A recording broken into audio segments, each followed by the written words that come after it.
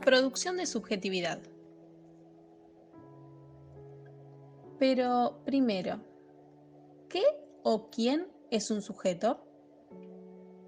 Un sujeto es alguien que conoce, pero además es alguien consciente de su propia existencia.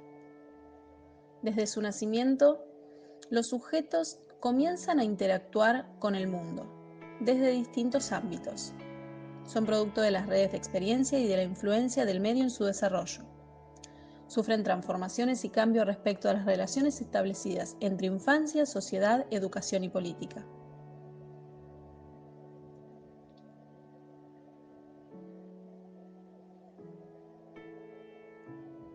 La producción de subjetividad hace al modo en el cual las sociedades determinan las formas con las cuales se constituyen, sujetos que se pueden integrar a sistemas que le otorgan un lugar. O sea, la producción de subjetividad hace un conjunto de elementos que van a producir un sujeto histórico socialmente aceptable.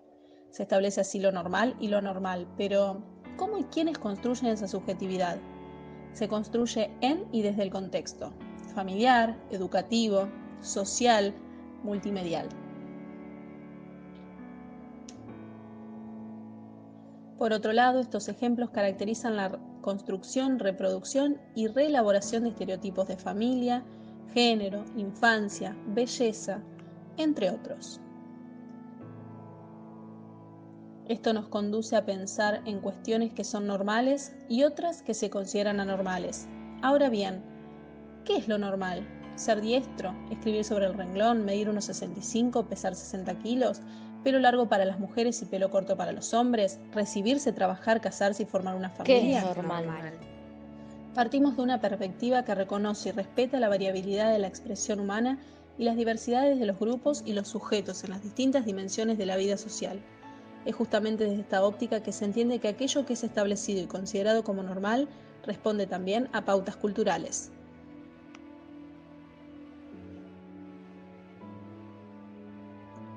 Lo normal se constituye en sí mismo como parámetro de valor y allí radica su capacidad de ser normativo. Es la expresión cristalizada de las representaciones y mandatos colectivos a la vez que los condiciona y los limita. En este sentido, cabe considerar que todo modelo establecido implica siempre un recorte de la realidad. Desde esta perspectiva se conceptualiza la discriminación como una obstrucción, negación o impedimento en el ejercicio de derechos, que clasifica las diferencias para instituir una situación de desigualdad y reproducir relaciones asimétricas de poder. El ser humano no solamente tiene una inteligencia capaz de manipular lo real, sino de producir nuevas realidades. Por lo tanto, la inteligencia se construye en una antecedencia del otro, y no se constituye para que el ser humano pueda simplemente mantenerse con vida, sino para que esa vida tenga un sentido. Es sobre este punto donde la institución educativa debe cumplir un rol fundamental en cuanto a la inclusión y resubjetivación, o sea, brindarle al sujeto herramientas no para la producción, sino para la socialización activa, participativa y crítica. Para concluir, el proceso de subjetivación nos interpela en toda la vida, y es acá donde todo lo mencionado anteriormente nos afecta en el desarrollo de las formas de aprendizaje y de deseo.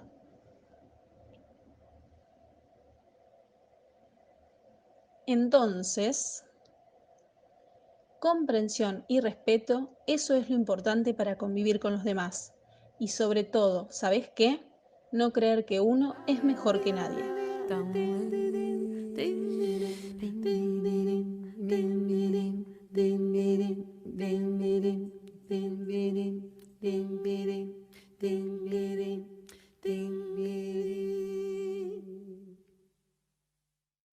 Hola, quería contarles un poco de qué se trata la materia de metodología de la investigación en arte. Es una asignatura que se abrió nueva para los profesorados de educación artística en toda la provincia de Buenos Aires. Lo que nos planteamos como objetivo, todos los docentes y las docentes que trabajamos en este espacio académico, es el de poder construir un conocimiento científico sobre el lenguaje artístico, basado en el lenguaje artístico o para el lenguaje artístico. A partir de que comencé a dictar esta materia en la Escuela de Danzas Tradicionales Argentinas, las producciones fueron muy variadas y cada uno de los alumnos y alumnas, en forma individual o en algunos casos también en forma grupal, pudieron concluir un proyecto en el cual se establecía cuál era la hipótesis, cuáles eran las preguntas, cuáles eran los objetivos, formular cuál era el estado de la cuestión en el tema y poder llegar a conclusiones en el espacio de cursada de un año. Actualmente Matías y Maximiliano están encargados de realizar sus proyectos y lo que vamos a hacer hoy es presentar el estado de la cuestión en el tema, digamos, cuáles son los aportes que existen sobre las problemáticas que ellos están investigando actuales y hasta dónde han desarrollado su actividad dentro de lo que es la materia, es decir, lo que se llama comúnmente informe de avance. Creo que lo importante que plantea esta materia es que se entienda que se puede producir conocimiento científico en disciplinas artísticas y que ese conocimiento científico tiene que estar al alcance de todos y todas las personas que desean investigar en este campo de las ciencias sociales. Opción coreográfica porque es un análisis y una observación de las diferentes formas de componer y de producir de los grupos de danzas folclóricas argentinas en la ciudad de La Plata, particularmente en este contexto de aislamiento social preventivo y obligatorio. ¿Qué es lo que pretendo investigar? Es cómo se resuelven los procesos de composición coreográfica, de qué manera toma relevancia el trabajo grupal, si existe un reemplazo del coreógrafo por composiciones colectivas y si se generan nuevas prácticas de composición coreográfica en este contexto. Los primeros objetivos fundamentales son el análisis de los diferentes métodos de composición, el análisis de las características de los medios y soportes de producción y difusión de las composiciones relevadas y estudiar los cambios de organización grupal en contexto de ASPO, cómo articulan y cómo funcionan los grupos. El procedimiento de la investigación fue bastante simple. En primera instancia, busqué una temática que realmente me interese y que me atraviese. Yo soy coreógrafo y director de un grupo de danzas folclóricas, entonces es una temática que no desconozco tanto y es una temática que realmente me atraviesa. El primer acercamiento, la primera información fue a través de una encuesta que constaba de 3 preguntas. La primera pregunta era si seguían trabajando en contexto de ASPO, la segunda pregunta era de qué manera, y la tercera pregunta era cómo, a través de qué plataforma o de qué medios. Bien, después en torno a eso, prácticamente en paralelo, hice una investigación de diferentes antecedentes, cosa que encontré antecedentes, en cuanto a antecedentes encontré diferentes modelos o formas de componer, pero no en aislamiento. Después, el objeto de estudio se estableció en diferentes grupos. El primer acercamiento fue la CAFI, son Coibalet, en Buenas, el Chasqui, Ceibal, Raíces Bipatria, todos los que están acá son todas agrupaciones que venían laburando, y solo 5 resolvieron la continuidad de actividades. Para resolver la continuidad de actividades tuvieron que considerar diferentes cuestiones. La tecnología, los diferentes medios de comunicación y difusión, el procedimiento, cómo articular con los grupos, algunos trabajaban por WhatsApp, otros trabajaban por Google Meet, por Zoom, por Jitsi, por diferentes plataformas, y la idea fundante, que es lo que yo le llamo el móvil o el motivo del por qué, ¿no? El por qué establezco la coreografía, y por último, los medios de producción, el para qué establezco, ¿no? ¿Dónde presento esa coreografía? Bien, en cuanto a la forma de componer, había establecidos prácticamente súper claras. Una la sincrónica, que es componer el aquí y ahora a través de videollamadas, y el otro asincrónica, que mayormente se genera una pauta y el intérprete iba haciendo. Después, en cuanto a la producción sincrónica, se requería primero, se pautaba un tiempo determinado en donde se establecía una comunicación directa, una comunicación súper fluida, inmediata, pero requería de buena conexión a internet y de dispositivos de calidad. Es diferente de las producciones asincrónicas, que la comunicación no es tan inmediata, pero es más óptima o más accesible para todas las personas. Después, factores que determinaron la creación de las coreografías son, primero, predominan las ideas en torno al aspo, al encierro, a diferentes cuestiones. Después, los diferentes medios determinaban el material producido. No es lo mismo las filmaciones que se hacían mediante Zoom en directo o las filmaciones que se recopilaban y que se elaboraban. Después, los espacios particularmente son variados. ¿Por qué? Porque en cada ámbito, en cada casa, en cada lugar, se cuenta con un espacio muy particular. Y por último, llegar a una pequeña conclusión que el coreógrafo era más un orientador, productor, editor y recopilación de las producciones que coreógrafo en sí mismo. ¿Por qué? Porque recibe las producciones. Primero, orienta las producciones, después las recibe, produce, elabora, las edita, recopila todo y después cierra el material y lo define. Bueno, en cuanto a la redefinición, debido a que particularmente 3 grupos resolvieron seguir laburando hasta el día de hoy, seguir trabajando. Yo me centré en 2, uno formal y otro no formal. La CAFI, que es de la Escuela de Danzas Tradicionales, y Soncoy Ballet, que es un grupo de danzas independientes. Bueno, y por supuesto la investigación está súper abierta, sigo recopilando información y sigo trabajando, así que bueno, espero que les haya gustado y a seguir investigando. El tema es la construcción de las masculinidades, como dice el título, en las danzas del folclore argentino, ¿sí? Haciendo hincapié puntualmente en las danzas del litoral. Para los que no saben, la región litoral está compuesta por estas provincias, ¿sí? Como se ve acá en la diapositiva. Bien, es un tema bastante controversial, bastante en boga también, que es lo que voy a hablar un poquito más adelante de eso, pero hay muchos trabajos sobre esto, por suerte, hay mucha información para recabar, para sacar, así que va a ser, la verdad, y va a ser un trabajo muy interesante.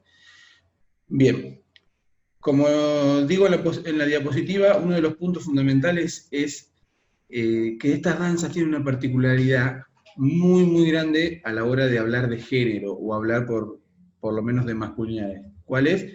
Es la forma en que se baila, ¿sí? La ejecución de la danza es de manera enlazada, tomada, abrazada, como se diría también en el tango.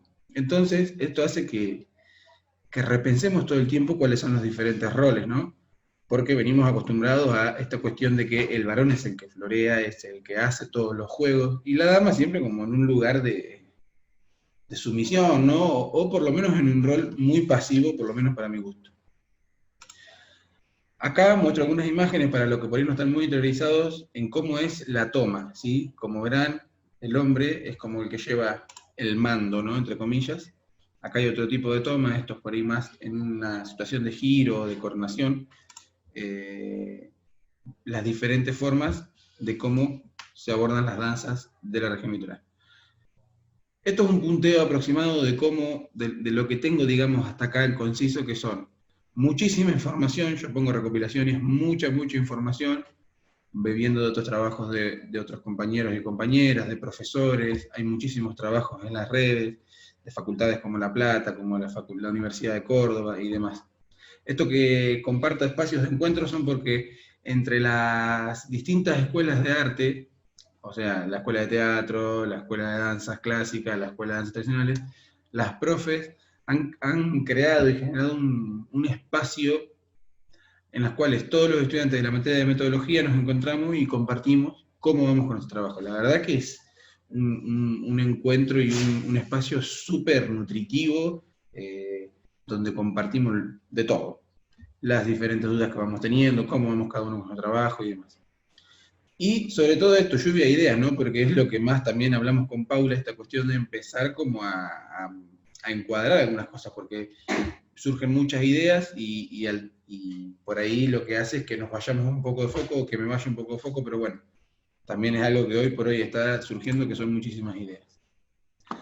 Como dije recién, mucha información, esto que también comentaba, de que bebiendo otros trabajos compañeros y demás, y lo que me lleva por ahí también a la riqueza también que tiene esta zona, y estas danzas en particular, porque acá entran otros componentes que son fundamentales para entender la construcción de esta masculinidad, por ejemplo, la musicalidad, la geografía, que no es menor, es de hecho un detalle muy mayor, la geografía de la zona, ¿sí? Son todos elementos muy importantes para tener en cuenta. Tengo dos objetivos puntuales con este trabajo que espero lograr, o espero por lo menos llegar a cumplir. Uno es cómo llevar estas nuevas formas al aula, ¿no? Básicamente a las escuelas. ¿Cómo lo hacemos? Dejar de hablar de varón-mujer, comenzar a hablar como, no sé, guía, guiado, que es algo que se está usando ya, por suerte, bailarín 1, bailarín 2, pero bueno, uno de los objetivos es llegar a esto, ¿no? Abordando estas nuevas formas. Y el segundo es, lo interesante de esto que yo estoy haciendo, este trabajo, conjunto con otra de las materias que estoy cursando, que es Danzas 4, con la profesora Annalisa Andreoni y Eva Carranza, en la cual traté de conjugar ambos trabajos y digamos que en esta materia estoy haciendo una parte teórica y en danza una parte más práctica, ¿no? Un proyecto de producción, como así mismo se dice. Y para terminar es el momento en que me encuentro ahora puntualmente es en esto, analizando mucho material recopilado, avanzando en la composición de la producción y elaborando las conclusiones, que no es fácil, que es algo bastante complejo, pero bueno, ese también es uno de los grandes objetivos a la hora de poder concluir con mi trabajo. Bueno, hasta acá más o menos, espero que haya quedado claro. Sigo trabajando, sigo recopilando, sigo investigando y bueno, nos veremos en algún otro video. Muchísimas gracias y les mando un saludo grande.